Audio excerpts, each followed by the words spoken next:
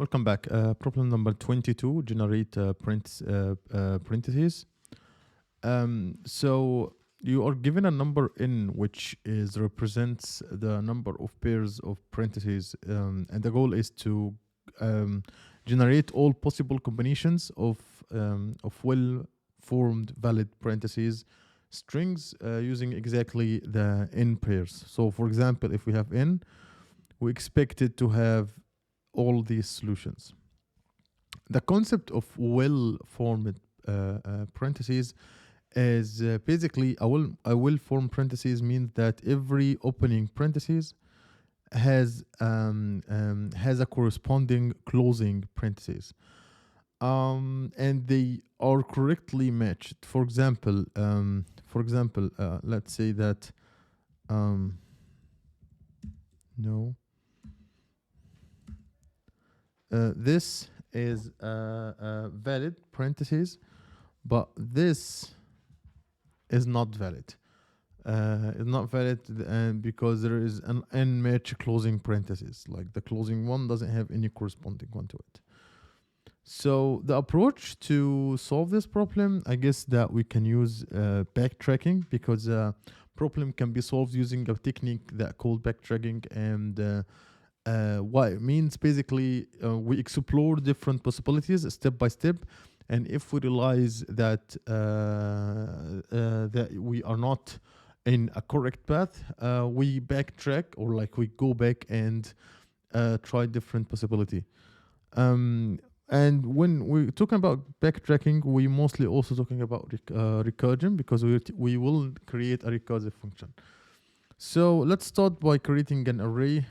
We'll call a result, and we'll return this array in the end. Okay. We need to create a helper function that we call backtrack. Backtrack. It will have open, close, and current. Okay.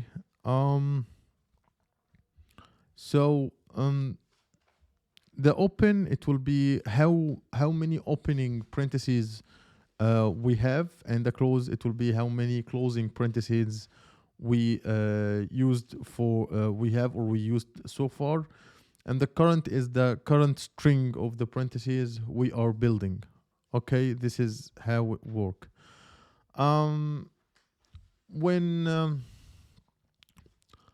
When we're trying to create a recursive functions, because a recursive function is a function that calls itself over and over and over, it's really important to think about the base case when we need to force the function to stop calling itself.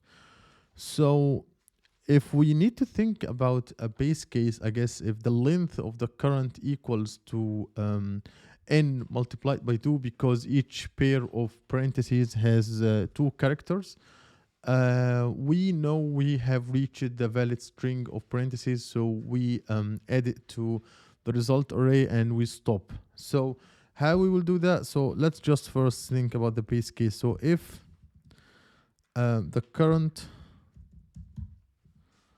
dot length equal n multiplied by 2, because as we said before, it's n multiplied by 2 because each pair of parentheses has 2 characters, the opening and the closing one. If that was the case, I guess we reached the our goal. So we need to stop the function from calling itself. So first result dot push, we put the current, and we return, yeah, or we break, we do whatever, but let's just return nothing. So we end it here. After that, we need to work on the logic. So we have 2 main recursive case. One, if we still have opening parentheses, and if we still have like opening parentheses left to to use open less than in, we add an opening parentheses to the current and make it a recursive call to backtrack with one more opening parentheses. So how that will work? Again, let's think as that. So if the open is less than in, if that was the case, okay, because we need to make sure that open is equal to n and the close equals to n as well. Sorry, and the close is equals to open. So if open less than in, so if we still have opening parentheses left to use, so because if we have, for example, for each string here, just look, see how many opening we have for each one. We have 3 for each one. Just to try to think, we have 3 because in equal 3. So we should expect for any opening parentheses, the numbers should be equals to n. So unless open is less than in, we should call the backtrack function again. Okay, we call the backtrack function again, and we set open plus 1. Okay, and we add close, which we didn't change, and we add current plus an open parenthesis. Okay, we have recursive case 2. So if we can still add a closing parenthesis, because if close is less than open, if that was the case,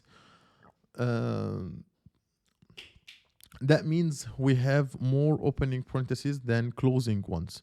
And if that was the case, we add a closing parentheses to the current and make another recursive call to backtrack with one more closing parentheses. So how that will work?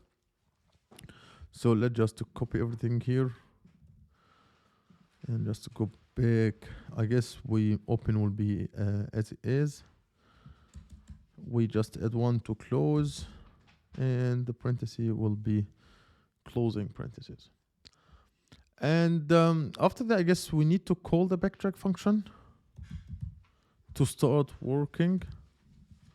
So we have 0 and empty string. So we start the process by calling backtrack with 0 opening and closing parentheses and an empty current string. And after that, we try to submit the code and see if it works or not. It didn't work at all, but why?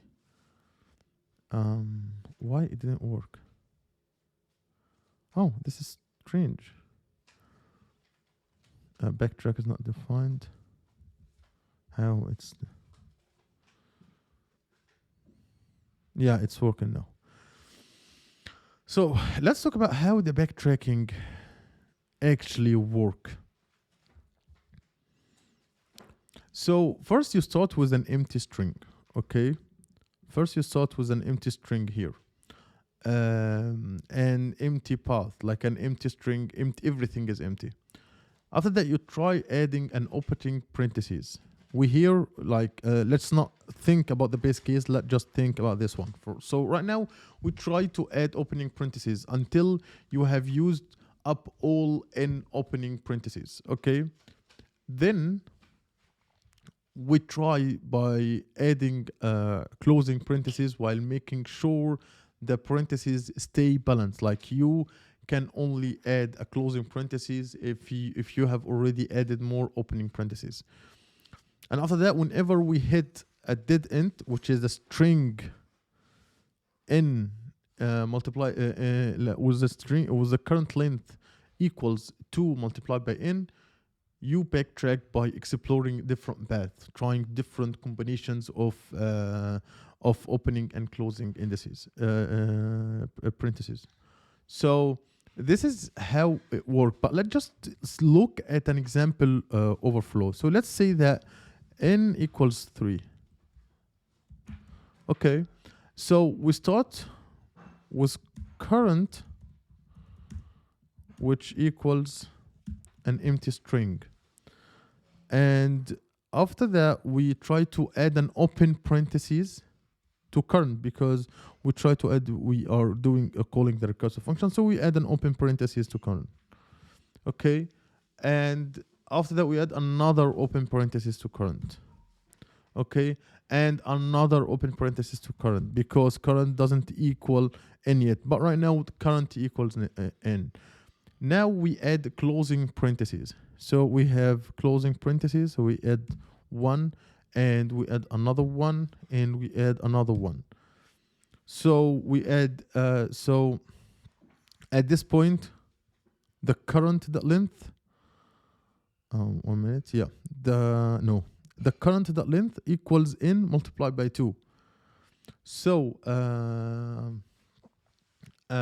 what we will do is that we stop this function and we add it to the result array, and after that we backtrack.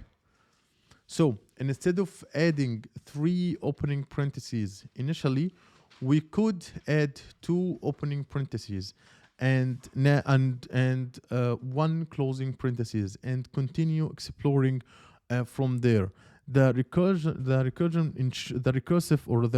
function ensures that every possible combination is tried, and only valid combinations are added to the results.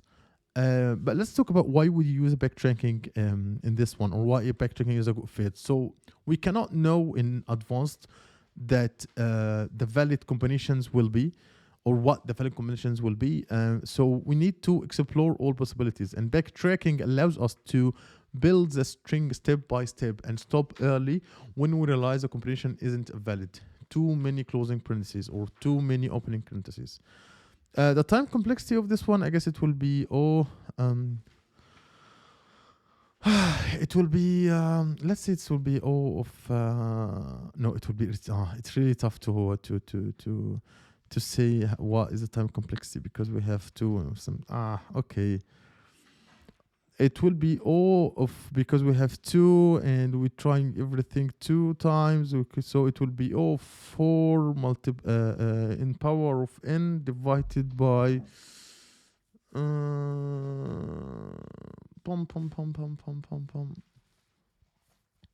Okay, no, I guess it's not easy to actually say the time complexity of this one, but I'll try to think about it, because yeah, it's we have with the backtracking is calling itself more than 1 time, so it's not that easy in my opinion. But otherwise, I guess we are beating 84%. So yeah, it's a pretty decent solution. So yeah, that's it for this solution, and see you in the future.